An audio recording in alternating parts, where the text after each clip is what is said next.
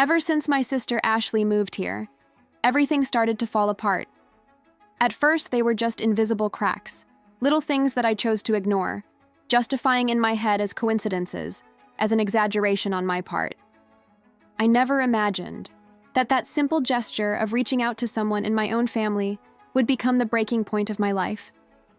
Today, sitting in the room that used to be my refuge, surrounded by memories that now make me nauseous, I try to understand how it all came to this, how someone I embraced at the most fragile moment of her life managed to stab me so coldly, and worse, next to the only person I really trusted in the world. My own husband, his name is Daniel. We had been together for 8 years, the kind of relationship that starts with passion and solidifies with time, companionship, plans for two, shared dreams. Or so I thought. I believed with every fiber of my being that he was the man of my life.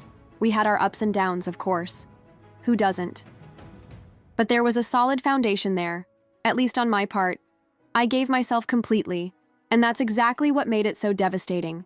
Realizing that while I was giving myself, he was taking advantage. When Ashley called to tell me that she had been fired, that she was homeless and in poor health, I didn't even hesitate.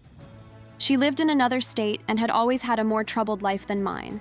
I felt kind of responsible for her, like an older sister trying to fix what her parents had neglected. I offered my home, my time, my support. I picked her up from the airport, helped her with her unemployment papers, made a doctor's appointment, organized her guest room with flowers, a new blanket, and even a sweet note. I really wanted her to feel welcome. Maybe that was my biggest mistake, forgetting that kindness without limits is an invitation to abuse. In the first few days, everything seemed normal. Ashley was fragile, tired, a little withdrawn, but grateful. She smiled little, slept a lot. Daniel was kind, as he always was with anyone. And I thought it was nice that he cared about her. He made teas, asked if she needed anything, sometimes sat on the sofa to talk while I prepared dinner. Sometimes I heard the two of them laughing at some silly joke and I smiled alone, happy to see her feeling better. I didn't notice, I swear to God. I didn't notice. As the days turned into weeks, something started to bother me. Ashley started to leave the room more. She stayed on the sofa with Daniel even when I was busy in the office, working. I started to notice glances that lasted a second longer, awkward silences when I entered the room. But call me a fool, I wanted to trust. One day, I came home early from a meeting and found the two of them laughing at something she was showing on her cell phone. They didn't even notice me right away. When they saw me, they exchanged a strange look, a look that only someone who has been betrayed can recognize. Things escalated quickly. Daniel began to distance himself from me. He began to sleep on the sofa with the excuse of back pain, to forget our appointments, to respond coldly. I would ask him what was going on, and he would say he was tired, stressed, that my work was suffocating him.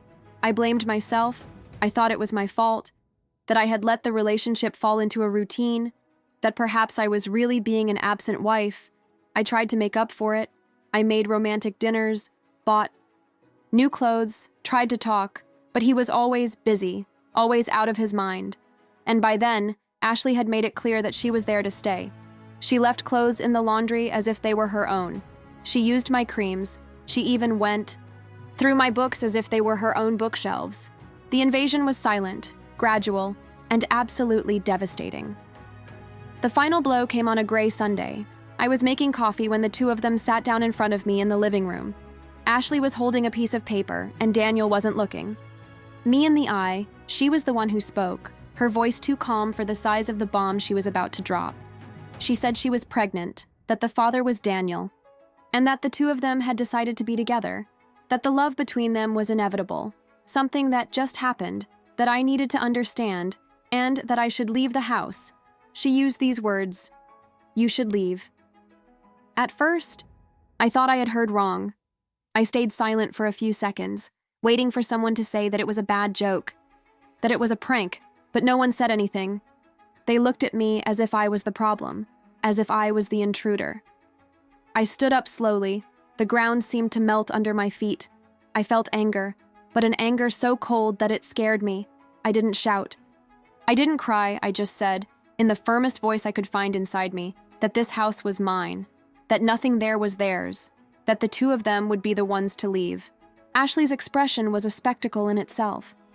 She thought Daniel was rich, that he was a renowned writer living in seclusion, a sensitive artist who had abandoned fame to live a simple life. And when he, under pressure, admitted that he hadn't written for years and that I was the one who was paying for everything, she exploded, cursed, screamed, tried to hit me, called him a manipulator, a liar, even a rapist. But none of it got to me anymore. I was anesthetized. I threw both their suitcases in the garden. I closed the door and I stopped. I stopped everything. Over the next few days, the phone calls started. First my mother, then my father, then my aunt, all telling me that I needed to understand Ashley's side, that she was pregnant, that she was ill, that I was the older sister, the rational one, the mature one, that I needed to forgive. I asked each of them, "Where were you when she destroyed my life? When she lay in my bed with my husband? When she tried to throw me out?" Silence was always the answer. I blocked them all. I took my cell phone and cleaned it out.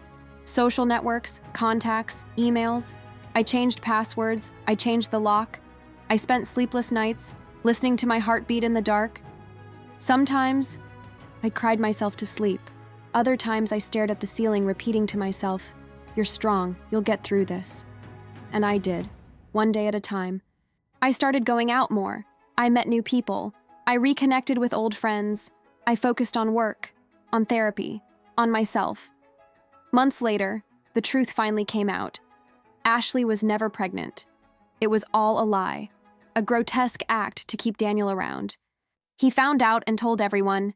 He spread it around, not because he wanted to help me, but out of hurt pride. And it was only then that people started coming to me apologizing. Too late. Today, Ashley lives in another state. Isolated. No friends. No family, no one, Daniel?